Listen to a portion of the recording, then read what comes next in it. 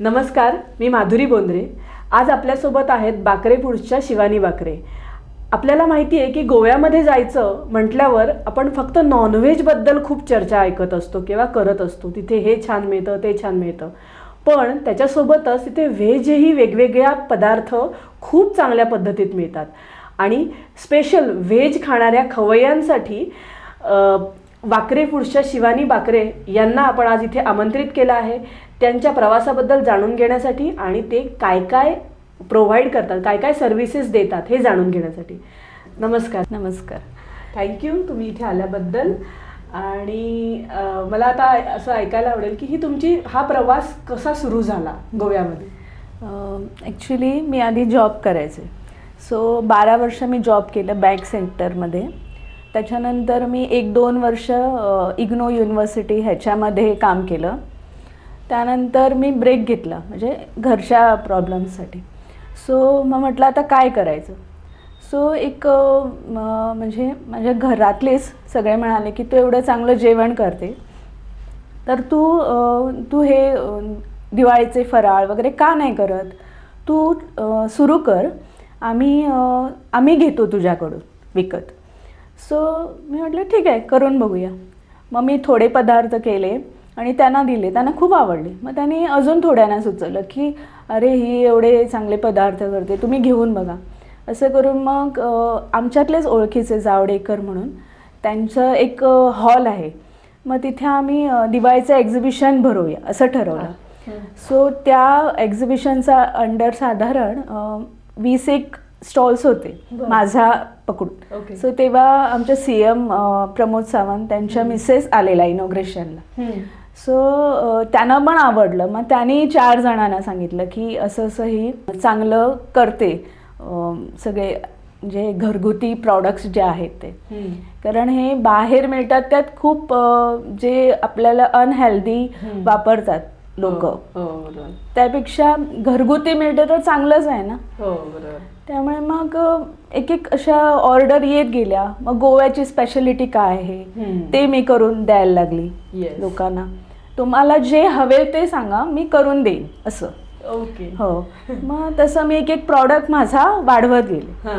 So मग मला माझ्या मनात आलं की माझ्याबरोबर आणि थोड्या ज्या घरी बसून करतात त्यांना एक अपॉर्च्युनिटी देऊया आपण आणि त्यांना घेऊन आपण पुढे जाऊया. सो मग दिवाळी झालं, मग चतुर्थी आली. त्याच्यासाठी तिथे गोव्यात आम्ही तिथे नेवऱ्या म्हणतो, इथे काय करंज्या, त्या खूप फेमस, त्या लागतातच म्हणजे चतुर्थीच्या वेळेला. सो ते लोक घरी करायचं नसतं त्यांना. मग आम्ही म्हटलं चला आपण करूया आणि त्यांना द्यायचं. सो मग त्याच्याबरोबर बाकीचे जे चतुर्थीला लागतात ते सामानचे स्टॉल्स असं वगैरे घेऊन मी माझं परत दुसरं एक्झिबिशन, पहिलं दिवाळीचं, त्याच्यानंतर चतुर्थीचं. सो तेव्हा मग इतका चांगला रिस्पॉन्स मिळाला की मग म्हटलं अजून थोडं वाढवूया आपण. मग पेपरमध्ये यायला लागलं. तिकडचा तरुण भारत हा खूप फेमस आहे पेपर. सो त्याच्यावर माझी बातमी गेली की मी असं असं करते. मग त्याच्या थ्रू मला अजून स्टॉल्सच्या एन्क्वायरी आल्या. मग मी त्यांना घेतलं आणि अजून मोठं एक्झिबिशन केलं. पण मग मला काय सुचलं की गोव्यात एक पुरुमेत म्हणून असतो. पुरुमेत म्हणजे काय की गोव्याचे जे वाळवणं सुकवणं आहेत, आता नॉनव्हेजमध्ये पण आहे थोडे ते ठेवतात, पण ह्याचे व्हेज पण आहेत त्याच्यात. मग ते लोकांना खूप गरज असते. आमसुलं किंवा काजूगर किंवा मग ह्याचे कोहाळचे सांडगे वगैरे हे सगळं करणारे नाही आहेत आता लोक, म्हणजे नाहीच आहेत, करतच नाही. सो हे प्रॉडक्ट मी केले तयार माझे. आणि त्याला एवढी मागणी आली की मी आताच्या घडीला साधारण 100 कोहाळे घेऊन, जे माझ्या घरी पण होतात, मी ते घेऊन त्याचे सांडगे करून ते विकले.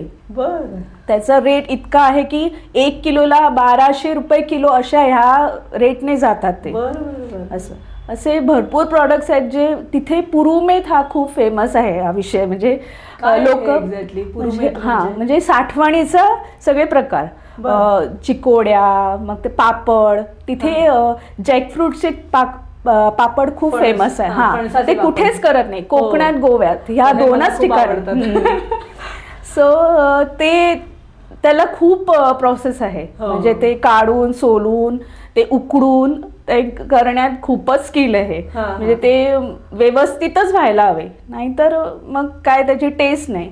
सो ते मी खूप प्रमाणात करते. तसं एक स्पेशल आहे तिथे भरलं लोणचं, म्हणजे ज्या कैऱ्या आपल्या असतात ना त्याच्यात आत मसाला भरून करतात. ते मी 5,000, 6,000 हजार त्या कैऱ्यांचं लोणचं करते दरवर्षी. त्याला एवढा डिमांड आहे तिकडे की लोक पुढे वर्षभर पण विचारतात की तुमच्याकडे आहे का असं. सो ते स्टोअर करता येतं. ओके. मग असे मला आता ऐकायला आवडेल की काय काय कॅटेगरीज पदार्थातल्या आहेत ते वेगवेगळ्यानी सांगा, म्हणजे त्याचा म्हणजे ऐकायला सुद्धा समजेल आणि तुमच्याकडनं घ्यायचं असेल तरी हे होईल. सो आता ह्याचे मी खाद्य पदार्थाचं म्हटलं जसं फराळ सगळा, त्याच्यानंतर कॅटरिंग एक 60 लोकांपर्यंत मी सगळं कॅटरिंग करून देते घरून. त्याच्यात काय काय पदार्थ असतात? त्याच्यात सगळे गोवन, म्हणजे गोव्यात आता उडदा मेथी हा एक, म्हणजे कैरीचा किंवा आंबाडे माहितीये का तुम्हाला इथे? म्हणजे इथे माहित नाही मिळतात. सो स्टार फ्रूट त्याचं, किंवा बिंबल म्हणून एक असतं तिथे, त्या घ्यायचा. उडदा मेथी म्हणून एक तिथे फेमस आहे. ती नॉनव्हेज मध्ये पण करतात, त्याचप्रमाणे व्हेज मध्ये पण करतात. लोक मोस्टली करत नाही व्हेज मध्ये, पण मी करते ते. सो तो एक माझा असतो त्याच्यात एक स्पेशल. त्याच्यानंतर खतखत, हे तर कोकणात आणि गोव्यात फेमस आहे. सो तो पण लोकांना खूप आवडतो, म्हणजे ते करायला जमत नाही त्यांना. सो तो एक प्रकार. त्याच्यानंतर केळी असतात आपली, त्याची पंचामृत, ते एक तिथे करतात लोक. पंचामृत, पण ते गोड नसतं, तिखट, पण छान लागतं ते. सो ते नॉनव्हेज मध्ये नाही होत, ते व्हेज मध्येच होतं ते. त्याच्यानंतर मणगण, म्हणजे जे आपली ह्याची चण्याची डाळ असते ना, त्याच्यात नारळाचा रस घालून करतात. गोड पदार्थ आहे हा, एक फेमस आहे. असे जे मोजके आहेत ना, ते लोकांना जमत नाही किंवा घरी करत नाही, ते मी करून देते. त्याप्रमाणे केकमध्ये व्हरायटीज ऑफ केक आहे, पण मी थीम केक, म्हणजे आता हल्ली मी रिसेंटली एक मॅगी केक केला, जो लिटरली मॅगीच आहे असं वाटत होतं त्या बाउलमध्ये. म्हणजे बाउलचा आकार देऊन त्याच्यात मी केलेला, आणि त्याच्यात एक असा चमचा घातलेला की तो असा धरून खातोय आपण वगैरे असं वाटत होतं. म्हणजे अरे असं खूप जणांचे मला कमेंट आले, हे काय केलंय तू, असं झालं. त्याच्या काळात नवीन काहीतरी पाहिजे, नवीन डिशेस तुझ्याकडे. तसं पाणीपुरी केक, तो आपण पाणीपुरी खातो ती कशी टेस्ट असते, सेम तीच टेस्ट आपल्या त्या केकला येते. ती इतकी छान लागते की अरे आपण ही पाणीपुरीच खातोय असं वाटतं इतकं. तो एक स्पेशल. त्याच्यानंतर मी एक केलेलं अजून एक रसमलाईचं, तर माझं सिग्नेचर केक आहे, मी तिथे कायम करते. इतके केक केलेत मी रसमलाई मध्ये, आवडतंय म्हणजे तो ऍक्च्युली. हो, तो. त्याच्यानंतर फोटो प्रिंट, म्हणजे त्यात फोटो घालायचे आणि ते केक मधून बाहेर काढायचे. ते खूप लोकांना क्रेज आहे त्याचा. अरे कसे बाहेर येतात असं होतं. तुमच्या मुलीचा मी केलेलं तसं. आणि बाकी हे झालं कॅटरिंग, मग केक, त्याच्यानंतर हे सगळं वाळवणं सुकवणं, ही सगळी असे हे आहे पदार्थ. ह्यात मग तू बाहेर पाठवू शकते असं काय आहे? आता अधिक महिना येईल, त्याच्यात मी आता आपले अनारसे ते मी खूप प्रमाणात करते. आणि म्हणजे आता मागे जेव्हा आधीचा आलेला आपला अधिक मास, तेव्हा मी सातारा, त्याच्यानंतर बँगलोर, मुंबईपर्यंत पाठवलेले, आणि भर धोधो पावसात, मागच्या वर्षी पावसात आलेलं अधिक महिन्याचं, त्या ह्याच्यात पण पाठवलेले आहेत. पण व्यवस्थितरित्या माझे पोचून लोकांना आवडलेले आहे, त्यामुळे त्याला एक खूप डिमांड असतो. आता येईलच अधिक महिना, आता यावर्षी ज्येष्ठ अधिक महिना आलाय. सो असं म्हणजे जे प्रॉडक्ट जास्त पुरुमेताचे, म्हणजे जे वाळवणं सुकवणे आहेत, ती लोक खूप घेतात बाहेर, करत नाही ना, मुंबई, पुणा किंवा बाकी ठिकाणी लोक घरी कोणी करत नाही. सो ते पाठवते मी कायम. आणि मग अजून तुझे एक व्हर्टिकल प्लस आहे ज्याच्यामध्ये तू एक्झिबिशन, हो, ते कसं करतेस आणि कसं सुरुवात झाली त्याची? म्हणजे मी म्हटलं तसं की माझा बिझनेस जेव्हा सुरू केला, तो आता लोकांपर्यंत कसा पोचवावा, हा एक मला प्रश्न पडला. मग मला आणि माझे फ्रेंड्स वगैरे सगळ्यांनी सुचवलं की तू एक्झिबिशन्स कर. मग आता मी दर वर्षाला 3 एक्झिबिशन, आता मला माझ्या बिझनेसलाच 8 वर्ष होत आली. सो मी पहिली वर्ष तसं नाही, सेकंड म्हणजे दुसऱ्या वर्षापासून मी सुरू केलं. आता 7 वर्ष झाली एक्झिबिशन्स मी करते. त्याच्यात वर्षातून 3 वेळा करते, चतुर्थी, दिवाळी आणि मे महिन्यातलं म्हणजे पुरुमेताचं. सो मग त्याच्यात लोकांना कळलं ना, मग सोशल मीडिया हे असं माध्यम आहे की त्याच्यातून तुम्ही कुठेही पोचू शकता. अगदीच खरंय. पण तुमचं सातत्य हवं करण्यासाठी. हा, ते जर तुम्ही केलं ना, कुठली काही असू दे ती गोष्ट, ती लोकांपर्यंत पोचतेच. हा माझा स्वतःचा अनुभव आहे आतापर्यंत. मी सांगते मनापासून केलं तसं तुझं पदार्थांच्या बाबतीत आहे, खूप मनातून. आणि एक पॉझिटिव्ह हे ठेवायचं, नाही हे माझं प्रॉडक्ट जाणारच. आणि आतापर्यंत तरी मला चांगलेच कमेंट्स आलेले आहेत लोकांचे की तू करते ते खरंच बेस्ट, आम्हाला खूप आवडतं. असं म्हणजे देवाची ती एक कृपाही असते आपल्यावर की आपण जे करतो ते लोकांना आवडलं पाहिजे. पण आतापर्यंत नेगेटिव्ह असतात लोक, तुला तुझं काय ते असं, आम्हाला काय एवढं आवडलं नाही असं सांगणारे पण असतात. पण ते पण पॉझिटिव्ह घेतलं की आपणच सगळं पार्ट अँड पार्सल. एखादा माणूस असतोच हे बोलणार, त्यामुळे त्याचं काही नाही. पण म्हणजे ते कैऱ्यांचं लोणचं जे सांगितलं त्याच्यात अजून तुझ्याकडे काही प्रकार आहेत, त्याच्याबद्दल सांगतेस का? जसं कैरी भरून आत लोणचं करतात तसं फोडींचं पण करतात. इथे करतातच, हो, पण त्या वेगळ्या, म्हणून मी विचारते. म्हणजे छोटी छोटी असतात कैऱ्या, म्हणजे काय म्हणतात बेबी, ते पूर्ण घालतात मसाल्यात. तो एक खूप छान लागतो प्रकार. म्हणजे तो कर्नाटकमध्ये आहे, हा खरा कर्नाटकी आहे लोणच्याचा प्रकार, पण तो आता गोव्यात पण करतात खूप जण. तसं तिकडचा एक गरम मसाला, त्याला एक ना वेगळा टेस्ट आहे. गोवान गरम मसाला वेगळा आहे, तुम्ही जर टेस्ट केला तर कळेल तुम्हाला. तो त्याच्यात चक्री फूल वगैरे हे खूप वापरतात तिकडे. तो जास्त नॉनव्हेजला यूज करतात हा गरम मसाला. ती एक स्पेशालिटी तिकडची खूप. म्हणजे माशांच्या प्रकारासाठी पण वापरतात, व्हेज मध्ये पण वापरतात. तर तुझं मी न्यूजपेपर मध्ये पण वेगवेगळ्या ठिकाणी आर्टिकल आली होती, तर ते कशाबद्दल, म्हणजे हेच सगळं सक्सेसफुल झालेलं आहे त्याचं. आणि त्याशिवाय हल्ली एका दिवाळी अंकात पण रेसिपीज आलेल्या माझ्या. आणि त्याच्या अगोदर तरुण भारत मी जो अंक म्हटला ना, त्याच्यात वर्षभर मी रेसिपी माझ्या दिलेल्या, ज्या मी वेगळ्या अशा करते त्या सगळ्या आलेल्या. वर्षभर त्यांनी मला ती हे दिलेली संधी की तुम्ही द्या तुमच्या रेसिपी. सो मी असं कोणाच्या कॉपी करून वगैरे नाही, मी ज्या स्वतः करते त्या रेसिपी मी दिलेल्या तेव्हा. मस्तच. हो, ते तर मला माहितीच आहे की युनिकच आहेत सगळ्या रेसिपी. त्यामुळे आणि काय आपण वेगळं काहीतरी आपलं ठेवलं ना तर लोक तुला म्हणजे येऊन अप्रोच करतात.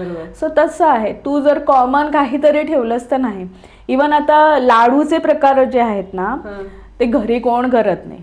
आता डिंकाचे लाडू, आता ह्या थंडीच्या दिवसात खूप त्याला मागणी आहे. आता हल्लीच्या ह्याच्यात मी 2-3 हजार लाडू केले आता, म्हणजे रिसेंट मी पुण्याला याच्या आधी करून दिलेले आहेत. तसं इवन तिथे ना डोहाळे जेवणाची एक पद्धत काय की तिथे मोठ्या पानावर सगळे डोहाळे जेवणात आवडणारे पदार्थ ते ठेवतात, पण तळलेले पदार्थ ठेवतात, जसे मुंजीत वगैरे. इकडे माहित नाही मला पद्धत आहे, गोव्यात ती पद्धत आहे की आकार वेगवेगळे, म्हणजे आंब्याचा असे ते फ्रुट्स किंवा आता बटूचा आकार असं वगैरे ते करतात. ह्याच्यात पिठाचं तयार करायचं, त्यात सारण भरायचं, करंजीचं कसं भरतो तसं, आणि ते तळायचं, वेगवेगळे रंग द्यायचे आणि ते मांडायचं. हे डोहाळे जेवणात पण करतात लहान असं. ते मुंजीचे सगळे मी ते घेते, त्या ऑर्डर्स घेते. मी तेच विचारणार होते, तुझ्या रांगोळ्या खूप सुंदर आहेत ते सांगताय, खूपच वेगळ्या. म्हणजे मी काल जी बघितली मुंजीच्या ह्याच्यामध्ये फुलांच्या चित्र काहीतरी, कसं म्हणजे ते वेगवेगळं काय काय वापरून तू रांगोळ्या करतेस? मी ते कटआउट्स वापरलेले. म्हणजे आपल्याला जर मी ती एक आयडिया केली की मला ते एकदम परफेक्ट जर आपल्याला चित्र काढायला नाही आलं तर कटआउट सरळ, मी हे कटआउट्स केकला वापरते. ती मला आयडिया आली की ते कटआउट्स घालायचे आणि बाजूने म्हणजे आपणच त्याला एक हे येतो ना, म्हणजे सेंटर ऑफ हे त्याचं दिसतं. बरोबर. सो तसं मी आपले लग्नासाठी जे आपले काय म्हणतात ते रुखवत नाही, लग्नाचे जे आपण सौभाग्याचं लेणं हा, हा, हा. आहे जे आहेत म्हणजे कुंकू किंवा कंगवा, त्याच्यानंतर हे आपले काय म्हणतात ओटी भरतात ते ब्लाउज पीस असतात ना, ते खण, हां ते वगैरे सगळं वापरून मी रांगोळी घातलेली. ती माझी एवढी फेमस झाली की मी तशी रांगोळी मी 6-7 लग्नाला घातली आतापर्यंत. हो, फुलांची तर मी कायमच घालते, पण ही मी ना इथे पुण्यामध्ये आतापर्यंत तुझ्या रांगोळ्या दाखवल्या आहेस, त्या पाहिल्या नाहीयेत, म्हणून मी जस्ट आपण फोटोज दाखवूच त्याच्यामध्ये. सो आता आपण पॉडकास्टच्या शेवटाकडे चाललो आहोत. तर मला एक विचारायचं होतं, म्हणजे तुमचं आकाशवाणीमध्ये एक हे झालं होतं, इंटरव्ह्यू झाला होता, तर ते ह्याच संदर्भात विचारायचं, ह्याच संदर्भात होता की कसं होतं? आणि मग तुम्हाला कोणाला कनेक्ट करायचं असेल, तुमच्याकडनं काही पदार्थ घ्यायचे असतील, तर तुम्हाला कसं कनेक्ट करू शकतो? आकाशवाणीवर आत्ता जो झाला तो माझा इंटरव्ह्यू झाल्यानंतर मला खूप लोकांनी एक्झिबिशनसाठी पण विचारलं. आणि काय आहे तिथे ना, अशी खूप जण अशा बायका आहेत त्या घरातून बाहेर पडत नाही. हे मी तिथे मेन्शन केलेलं की तुम्ही या, मला अप्रोच करा, मी तुम्हाला फुकट स्टॉल देईन. तुम्ही पहिलं जेव्हा स्टॉल घालाल तेव्हा, पण तुम्ही तुमचे प्रॉडक्ट ठेवा असं. सो त्यामुळे मला खूप जणांनी कॉन्टॅक्ट केला. ह्या एक्झिबिशनला एरवी माझे 30 स्टॉल असतात, ह्यावेळेला 50 क्रॉस झाले स्टॉल्स एक्झिबिशनला. सो तो एक मला फायदा झाला. त्याच्यानंतर प्रॉडक्ट्स तर लोकांपर्यंत मी सांगितल्यामुळे पोचलेच, मग ऑर्डर्स आल्या त्याप्रमाणे ते वाढलं. आणि मग असं आता तू कसं काय कनेक्ट करू शकतात? तुझे आता केटरिंग आहे ते गोव्यातलं आहे, हो, केक्स आहेत ते पण गोव्यात होतं, पण परंपरा आणि लोणची पापड हे सगळं तू बाहेरही पाठवू शकतेस. तर त्याच्यासाठी कसं कनेक्ट करता येऊ शकतं? म्हणजे माझा मोबाईल नंबरवर मला कॉन्टॅक्ट करून तुम्ही व्हॉट्सॲपला मेसेज करू शकता. मी त्याप्रमाणे माझी काय लिस्ट आहे, म्हणजे जे प्रॉडक्ट्स आहेत ते तुम्हाला पाठवेन. मग तुम्हाला किती प्रमाण, म्हणजे मी एक 100 ग्रामापासून किती किलोपर्यंत तुम्हाला पाठवू शकते. एखाद्याचं असं असतं की नाही मला टेस्ट करायचं आहे आधी, त्यानंतर मी घेईन. ठीक आहे, मी 100 ग्रॅमापर्यंत तुम्हाला करून देते, तुम्ही टेस्ट करा, त्यानंतर पाठवेन. गोव्यात कुठे? हां, गोव्यात मी राहते ते खूप लहान आहे गाव, साखळी, पण आता CM तिकडचे असल्यामुळे आता खूप फेमस झालंय ते गाव, त्याच्यामुळे त्याचाही मला फायदा झाला. आणि गोव्यात तर मी सगळीकडेच देते माझे प्रॉडक्ट, म्हणजे मी डिलिव्हरी देते त्यांना, पण मी लोकांना ऑनलाईन पाठवू पण शकते.